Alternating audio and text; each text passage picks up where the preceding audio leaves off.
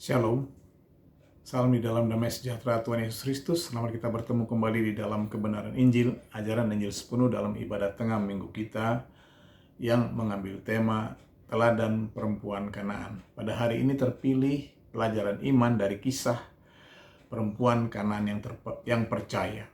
Seperti halnya yang sudah juga disampaikan oleh Ibu Gembala di dalam firman Sabat, namun agak berbeda, saudara-saudaraku, dengan pengajaran iman yang disampaikan di minggu kedua yang lalu itu, yang juga mengambil contoh dari berbagai kisah. Namun pada hari ini kita hanya fokus kepada satu peristiwa saja, yaitu teladan perempuan Kanaan yang percaya. Sehingga kita dapat lebih dalam lagi menggali rahasia kerajaan surga yang tersembunyi dalam percakapan antara Tuhan Yesus dan perempuan Kanaan itu. Saudara-saudara, khususnya yang terkait dengan peristiwa atau kehidupan kita di hari-hari ini. Apakah itu, saudara-saudaraku? Apakah kaitannya peristiwa perempuan Kanaan 2000-an tahun yang lalu dengan kehidupan kita di zaman ini? Mengapa kita harus menggali lebih dalam kisah ini, saudara-saudaraku? Apakah benar ada rahasia kerajaan surga yang tersembunyi di dalamnya yang terlewatkan selama ini? Apakah maknanya? Itulah yang kita bahas di malam hari ini. Saudara-saudaraku yang berbahagia dalam Injil sepenuh, kisah atau riwayat perempuan Kanaan di dalam Injil itu bukanlah sebuah perumpamaan atau pelajaran tentang kerajaan surga atau hal tentang kerajaan surga, melainkan sebuah kejadian atau peristiwa yang benar-benar nyata, yang sesungguhnya adalah merupakan penggenapan rahasia kerajaan surga. Penggenapan rahasia kerajaan surga. Inilah mungkin yang terlewati atau terlewatkan selama ini. Untuk lebih jelasnya, mari kita baca kembali kisah ini, saudara-saudaraku, kisah Injil yang tertulis di dalam kitab Matius pasal 15 ayat 21 sampai 28. Saya bacakan untuk kita sekalian. Lalu Yesus pergi dari situ dan menyingkir ke daerah Tirus dan Sidon. Maka datanglah seorang perempuan Kanaan dari daerah itu dan berseru, "Kasihanilah aku ya Tuhan, anak Daud, karena anakku perempuan kerasukan setan dan sangat menderita." Tapi Yesus sama sekali tidak menjawabnya. Lalu murid-muridnya datang meminta kepadanya, "Suruhlah ia pergi, ia mengikuti kita," dengan berteriak-teriak. Jawab Yesus, "Aku diutus hanya kepada domba-domba yang hilang dari umat Israel." Tetapi perempuan itu mendekat dan menyembah Dia sambil berkata, "Tuhan, tolonglah aku." Tetapi Yesus menjawab, "Tidak patut mengambil roti yang disediakan bagi anak-anak dan melemparkannya kepada anjing." Kata perempuan itu, "Benar Tuhan, namun anjing itu makan remah-remah yang jatuh dari meja tuannya." Maka Yesus menjawab dan berkata kepadanya, "Hai ibu, besar imanmu, maka jadilah kepadamu seperti yang kau kehendaki." Dan seketika itu juga anaknya sembuh. Amin.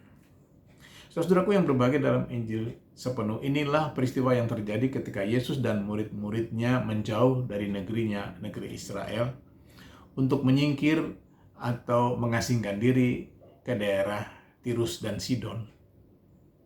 Satu hal yang tidak perlu diragukan lagi, saudara-saudaraku, adalah bahwa peristiwa penyingkiran Yesus ini bukanlah sebuah kebetulan. Karena tidak pernah ada kebetulan di dalam perjalanan Yesus dan murid-muridnya. Itu semua adalah pimpinan Roh Allah atau dipimpin oleh Roh Kudus. Itu sebabnya selalu ada visi dan misi Allah di dalam setiap perjalanan Yesus dan murid-muridnya. Apakah yang menjadi visinya, saudara-saudaraku? Visinya adalah rancangan kasih karunia Allah yang sempurna di dalam Tuhan Yesus Kristus, atau rancangan keselamatan umat manusia di dalam Tuhan Yesus Kristus. Itulah juga yang di dalam ajaran Yesus disebut sebagai rancangan dan kehendak Allah yang sempurna dari awal sampai akhir, dari kejadian sampai wahyu. Itulah yang merupakan visi Allah di dalam perjalanan Tuhan Yesus. Lalu apa yang menjadi misinya, saudara-saudara? Misinya adalah kebenaran Injil lewat pengenalan yang benar akan Tuhan Yesus Kristus. Sekali lagi, misi Allah di dalam perjalanan Yesus dan murid-muridnya adalah kebenaran Injil lewat pengenalan yang benar akan Tuhan Yesus Kristus. Nah, visi dan misi itu, saudara-saudaraku, masih berlaku dan masih relevan sampai sekarang. Masih terkait dengan kehidupan umat manusia di zaman ini. Visi dan misi Allah itulah yang disebut sebagai rahasia kerajaan surga, atau yang disebut juga sebagai hal kerajaan surga. Maka sebagaimana teladan kisah perempuan Kanaan ini diperlukan iman yang cukup, saudara-saudaraku, untuk dapat melihat dan memahami rahasia kerajaan Allah di situ, saudara-saudaraku. Itu sebabnya apabila kita menggali lebih dalam kisah ini, saudara-saudaraku, kita pun akan dapat melihat dan memahami, mengerti rahasia kerajaan surga yang ada di dalamnya. Karena dalam peristiwa inilah rahasia kerajaan surga digenapi atau dinyatakan seperti firman Tuhan Yesus yang tertulis di dalam Matius 12 ayat 28. Kita buka Matius 12 ayat 28, firman Tuhan Yesus. Tetapi jika aku mengusir setan dengan kuasa Roh Allah, maka sesungguhnya kerajaan Allah sudah datang kepadamu. Amin. Inilah penggenapan rahasia kerajaan surga.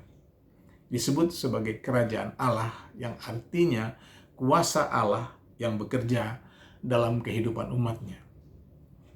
Inilah juga yang menjadi perintah Tuhan Yesus untuk dikerjakan umatnya selama umatnya hidup di dalam dunia ini. Sesuai firman-Nya yang sangat terkenal, Matius 6 ayat 33. Tetapi carilah dahulu kerajaan Allah dan kebenarannya, maka semuanya itu akan ditambahkan kepadamu. Merupakan penggenapan dari rancangan dan kehendak Allah yang sempurna, yaitu kehidupan umatnya di bumi seperti di surga. Immanuel, kuasa Allah memimpin dan menaungi perjalanan kehidupan umatnya selama ada di dalam dunia, sampai masuk kepada hidup yang kekal. Inilah yang kita perlukan di hari-hari ini, yang sangat kita perlukan, saudaraku. Sama seperti yang diperlukan perempuan Kanaan itu ketika ia datang kepada Yesus. Saudara-saudaraku yang berbahagia dalam Injil sepenuh, maka ada dua hal yang harus kita sadari dari kisah ini. Pertama, saudara-saudaraku, apa yang terjadi, yang dialami oleh perempuan Kanaan itu, yaitu anaknya perempuan yang kerasukan setan dan sangat menderita. Sesungguhnya, saudara-saudaraku, itu adalah peristiwa yang juga banyak terjadi atau sedang marak terjadi di dalam dunia sekarang ini. Baik yang bentuknya kesurupan ataupun yang bentuknya lebih jahat. Apakah itu yang lebih jahat? Saudara-saudaraku, adalah pergaulan bebas dan perilaku bebas yang melewati batas sopan santun dan tata krama menurut adat istiadat dan ajaran agama. Itu adalah merupakan, saudara-saudaraku, bentuk dari kerasukan setan yang sekarang banyak terjadi di zaman ini. Iblislah yang sudah merusak jiwa orang-orang itu, jiwa banyak orang, sehingga mereka lupa diri.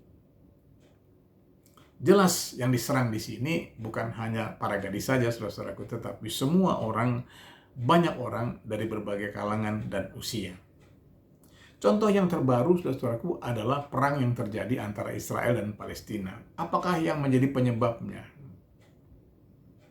Bukankah itu dipicu oleh orang-orang yang kerasukan setan, saudara-saudaraku? Hal ini menyatakan bahwa jumlah orang-orang yang kerasukan setan itu sudah bertambah banyak di dunia ini sekarang ini, saudara-saudaraku. Sehingga sewaktu-waktu kelak akan dapat membahayakan dan merugikan kita juga. Apalagi, saudara-saudaraku, sebentar lagi di Indonesia akan diadakan pesta demokrasi, di mana semua orang sibuk, banyak sekali orang sibuk untuk memperebutkan kekuasaan, saudara. Kedudukan, saudara. Bagaimana kalau ada di antara mereka yang kerasukan setan, lupa diri sehingga menghalalkan segala cara?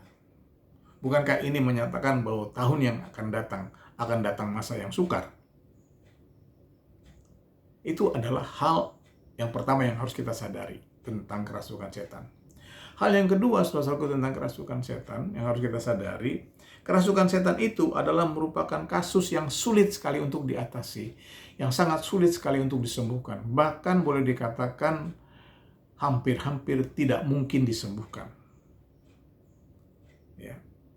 Mungkin ada orang yang kerasukan lalu dibawa ke orang pintar, paranormal, ya, dukun, dan lain sebagainya, kemudian dijampi-jampi. Memang untuk sesaat orang itu sadar. Tetapi tidak berapa lama kemudian dia akan kambuh lagi dan kembali seperti dulu. Bahkan di dalam kehidupan Kristen sekalipun, orang yang kerasukan atau orang yang mengalami kerasukan seperti itu, saudara-saudaraku, dibawa kepada ibadah pelepasan, saudara-saudaraku, dalam waktu sesaat, dalam waktu yang sangat singkat, sementara saudara-saudaraku dia memang bebas dari ikatan roh-roh jahat. Tetapi tidak lama kemudian dia kembali lagi dalam keadaannya yang semula. Ini bukan cerita karangan, saudaraku, melainkan kesaksian nyata yang sudah datang kepada saya pribadi. Hal ini juga lah yang sudah diperingatkan oleh Tuhan Yesus dalam firman-Nya yang terkenal, yang tertulis di dalam Matius 12 ayat 43 sampai 45. Kita periksa Matius 12 ayat 43 sampai 45. Apabila roh jahat keluar dari manusia, ia pun mengembara ke tempat-tempat yang tandus mencari perhentian, tetapi ia tidak mendapatinya. Lalu ia berkata, "Aku akan kembali ke rumah yang telah kutinggalkan itu." Maka pergilah ia dan mendapati rumah itu kosong, bersih tersapu, dan rapih teratur. Lalu ia keluar dan mengajak 7 roh lain yang lebih jahat daripadanya, dan mereka masuk dan berdiam di situ. Maka akhirnya keadaan orang itu lebih buruk daripada keadaannya semula. Demikian juga akan berlaku atas angkatan yang jahat ini. Amin. Jadi saudara-saudaraku, kasus kerasukan setan baik yang tradisional, yang kesurupan itu, saudara-saudaraku, maupun yang modern, yaitu perilaku dan pergaulan yang sangat bebas, bahkan juga kejiwaan atau disebut sebagai psikopat yang dengan berbagai-bagai kejahatan itu, saudara-saudaraku, dan lain-lain, adalah merupakan kasus yang hampir-hampir nyaris tidak dapat disembuhkan. Kecuali oleh kuasa Allah yang ada di dalam Tuhan Yesus Kristus. Satu-satunya yang tidak pernah gagal, saudara-saudaraku, menaklukkan setan-setan. Hanya Tuhan Yesus yang sanggup membersihkan umat manusia dari roh jahat dan kemudian tidak akan kambuh-kambuh lagi. Ya, saudara-saudaraku, asalkan orang itu tetap bersekutu dengan Tuhan Yesus Kristus, ya, di dalam firman dan doa, dan tidak membiarkan dirinya kosong, ya, seperti perumpamaan rumah yang kosong tadi, yaitu hatinya harus selalu diisi dengan kebenaran. Itulah kebenaran Injil atau firman Kristus, perkataan Kristus. Niscaya sembuh total. Kalau memakai istilah ibadah tengah minggu yang minggu lalu, saudara-saudaraku, ya, kesembuhan yang absolut karena hatinya diisi dengan kebenaran yang absolut, Tuhan Yesus Kristus. Haleluya. Inilah intisari firman Tuhan atau malam hari ini lewat teladan perempuan Kanaan yang percaya. Kalau kita simak lebih dalam, saudara-saudaraku, di situ ada 2 tokoh jelas, saudara-saudaraku. Yang pertama adalah Tuhan Yesus Kristus, dialah tokoh utama dalam peristiwa ini. Dan yang kedua adalah perempuan Kanaan yang di dalam kitab Markus disebut sebagai perempuan Yunani yang berkebangsaan Siro-Venesia. Ya, saudara-saudaraku, pemirsa hendaklah jangan terbalik dalam menentukan tokoh utama. Karena kalau kita terbalik menetapkan tokoh utama, tidak tersingkap rahasia kerajaan surga yang tersembunyi di dalamnya. Begitu, saudara-saudaraku. Tuhan Yesus harus menjadi tokoh utama. Dialah batu penjurunya. Sehingga kita harus fokus dan dengar-dengaran kepada perkataannya di dalam peristiwa itu, saudara-saudaraku. Banyak orang yang kagum akan perkataan perempuan Kanaan itu, saudara-saudaraku. Ketika ia berkata kepada Tuhan Yesus Kristus seperti tertulis di dalam ayat 27 dan 28. Matius 15, kita periksa kembali ayat 27 dan 28. Kata perempuan itu, "Benar Tuhan, namun anjing itu makan remah-remah yang jatuh dari meja tuannya." Maka Yesus menjawab dan berkata kepadanya, "Hai ibu besar imanmu, maka jadilah kepadamu seperti yang kau kehendaki." Dan seketika itu juga anaknya sembuh.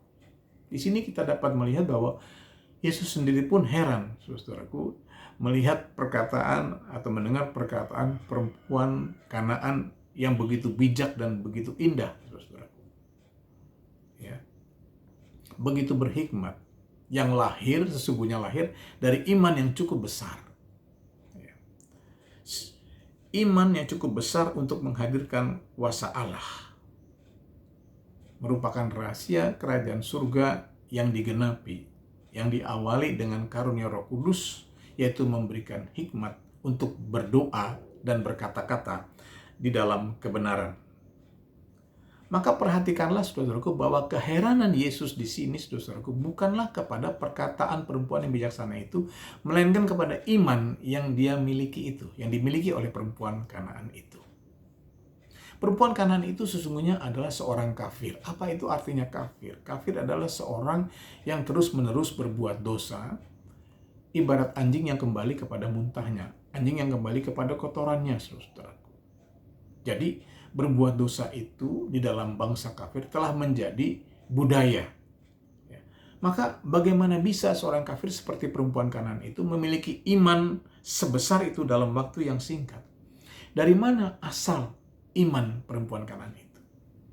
Jawabannya adalah karena perempuan itu dengar-dengaran kepada perkataan Yesus. Dengar-dengaran kepada firman Kristus. Ini sesuai dengan ajaran Injil yang terkenal yang tertulis di dalam Roma 10 ayat 17. Jadi iman timbul dari pendengaran dan pendengaran oleh firman Kristus. Saudara-saudaraku, berulang-ulang kita mempelajari ayat ini dan berulang-ulang pula ajaran Injil sepenuh mengingatkan kalau kita belajar dari ayat ini hendaklah kita memperhatikan yang menyimak kata-kata yang tertulis di dalamnya. Di situ tertulis mengenai dengar-dengaran.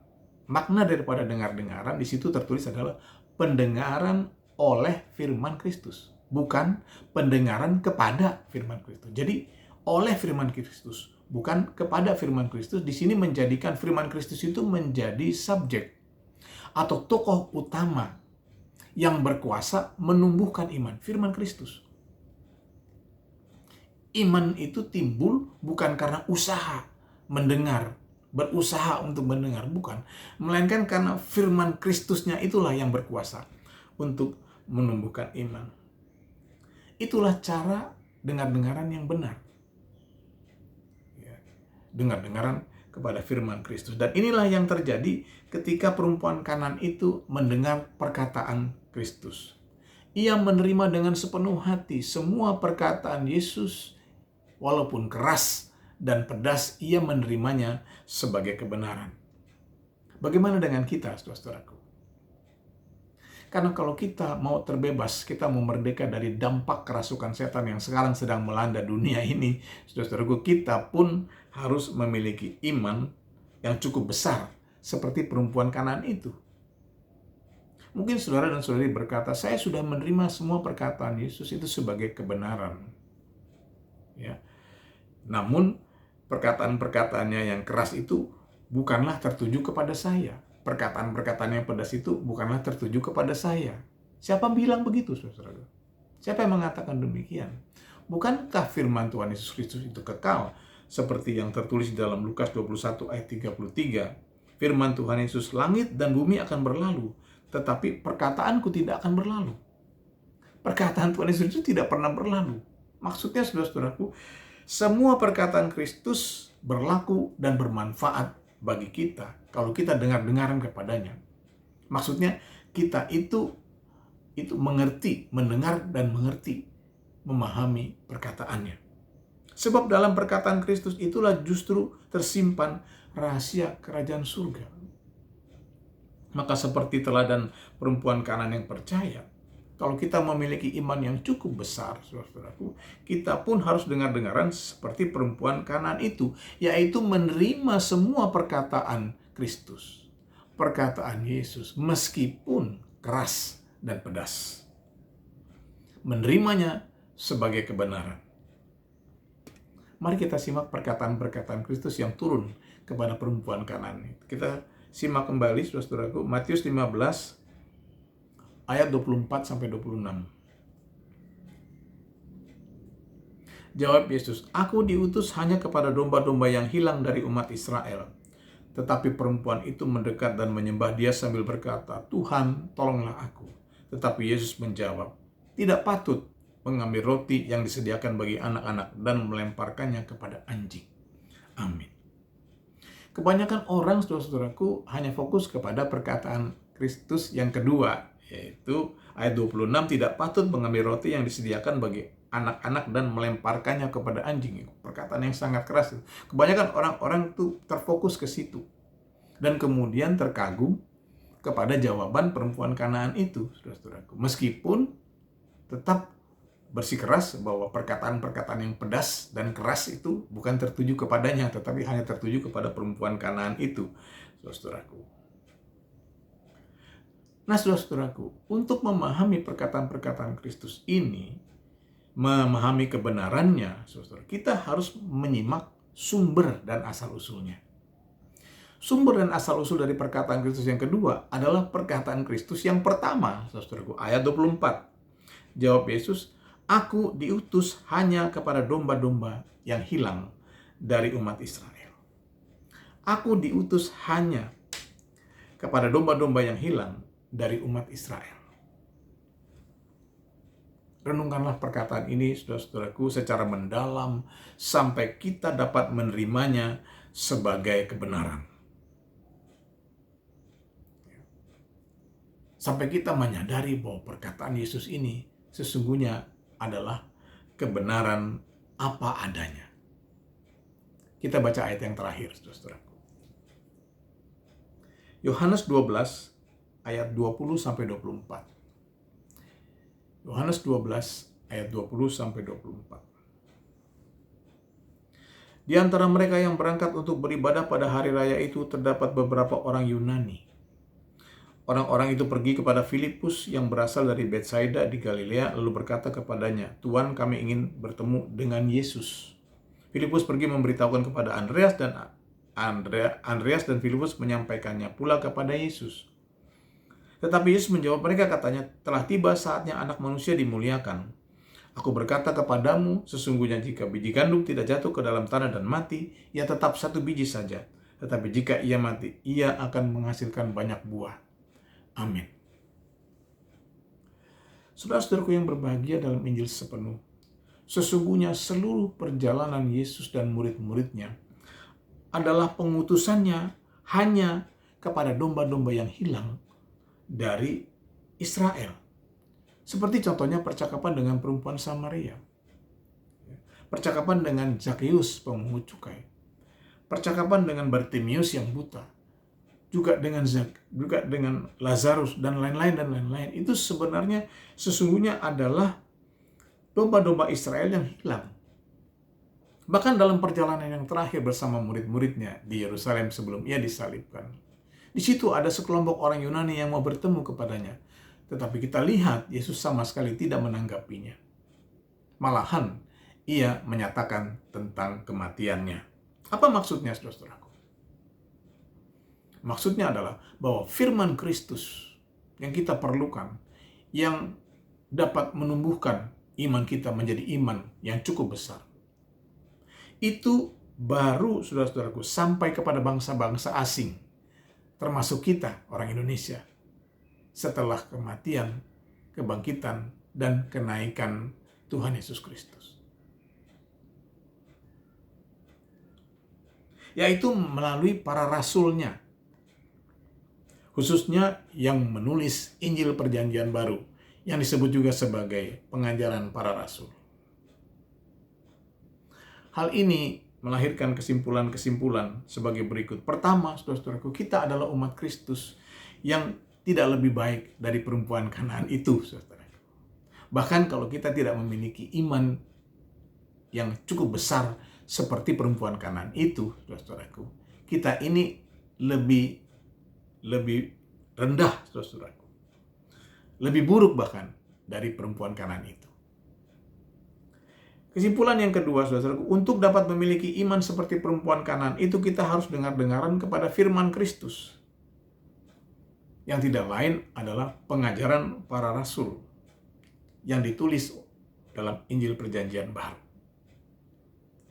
Melalui pengajaran para rasul yang diutus oleh Tuhan Yesus Kristus kepada kita. Itulah dengar-dengaran yang akan membuat iman kita bertumbuh menjadi cukup besar untuk mendatangkan kuasa Allah yang dimulai dengan karunia Roh Kudus untuk memberi hikmat, memberi hikmat untuk berdoa dan berkata-kata di dalam kebenaran.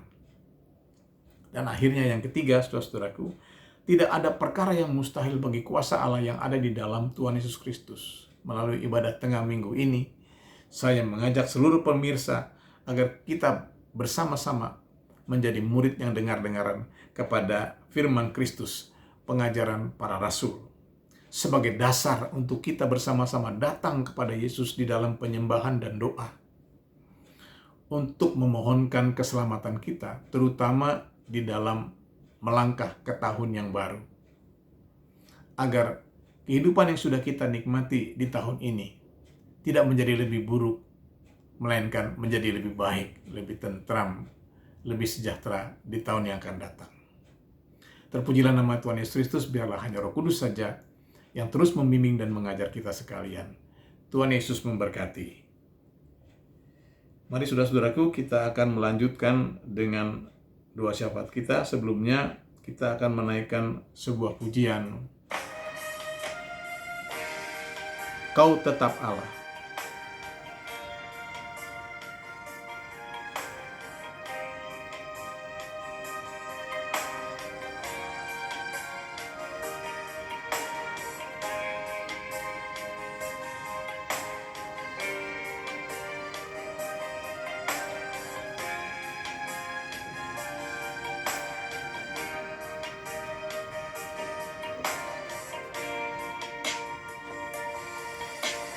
Betapa dahsyat Engkau Tuhan, Pencipta segala yang ada, dulu, sekarang, sampai selamanya.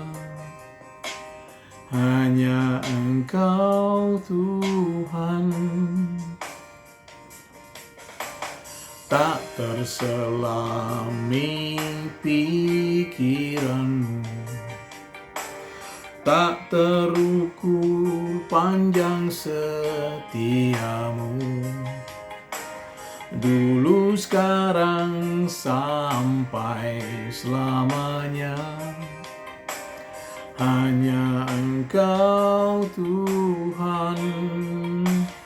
Ku sembah Engkau Yesus, hanya Engkau Allah di hidupku. Tiada yang lain, hanya Kau. Hanya Engkau Tuhan, selamanya Kau tetap Allah.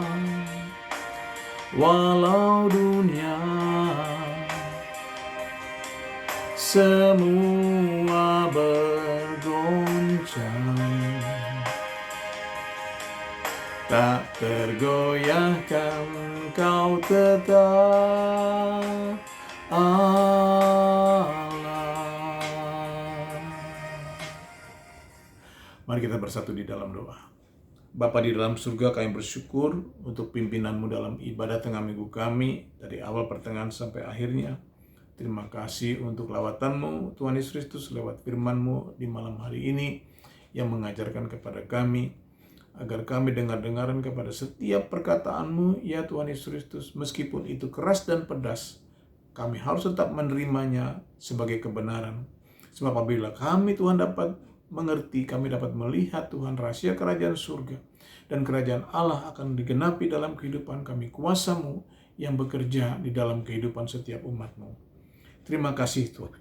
Tuhan Yesus Kristus, hamba-Mu sudah selesai berkata-kata, biar Roh-Mu yang kudus meneruskan di dalam pengajaran, dan Tuhan Yesus Kristus bimbingan kebenaran Injil-Mu ini. Terima kasih Tuhan Yesus Kristus. Biarlah kiranya Tuhan, Engkau mau melawat seluruh, Tuhan, peserta ibadah tengah minggu ini. Hadirat-Mu hadir di setiap rumah, Tuhan, yang mengikuti acara ibadah tengah minggu ini, baik secara langsung maupun tayangan ulang. Tuhan Yesus Kristus, hadirat-Mu boleh menjamah seisi rumah tangga kami, mempersatukan kami di dalam nama-Mu, di dalam kasih-Mu, di dalam kebenaran Injil-Mu, memancarkan kemuliaan-Mu ke sekeliling kepada tetangga-tetangga kami. Mereka boleh melihat kasih-Mu nyata, kuasa-Mu nyata di dalam kehidupan kami. Terima kasih Tuhan Yesus Kristus, memberkati sidang jemaat-Mu, GBI Sepala Dewa.